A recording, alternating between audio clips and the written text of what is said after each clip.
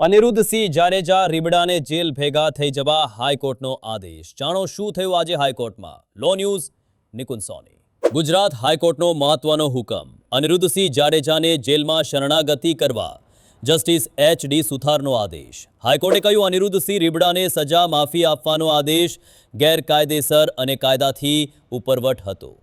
તે વખતના આઈપીએસ અધિકારી ટી.એસ. બિષ્ટના નિર્ણયને હાઈકોર્ટે રદ કર્યો।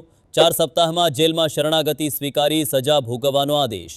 સુપ્રીમ કોર્ટના લેટેસ્ટ આદેશ મુજબ રાજ્ય સરકાર તેમની સજા માફીનો નિર્ણય નવેસરથી લેવાનો હાઈકોર્ટનો આદેશ। 15 ઓગસ્ટના રોજ ધારાસભ્ય પોપટભાઈ સોરઠિયાને સરા જાહેર ગોળી મારીને હત્યા કરવાનો કેસ। સંગ્રામસિંહ હાઈસ્કૂલમાં ધ્વજવંદન કાર્યક્રમ દરમિયાન અનિરુદ્ધસિંહે પોઈન્ટ બ્લેન્ક રેન્જથી મારી હતી ગોળી। અનિરુદ્ધસિંહ અને તેમના પુત્ર રાજદીપસિંહ રીબડા હાલમાં અમિત ખૂંટ આત્મહત્યા કેસમાં છે ફરાર। અમિત ખૂંટ કેસમાં આજરોજ રાજકોટની કોર્ટે અનિરુદ્ધસિંહની આગોતરા જામીન અરજી ફગાવી। રીબડા જૂથના નેતાને બંને બાજુથી મુશ્કેલી, શરણાગતિ સ્વીકારશે કે અપીલમાં જશે તે બાબતે સસ્પેન્સ। વધુ સમાચાર માટે જોતા રહો લો ન્યૂઝ નિકુંજ સોની।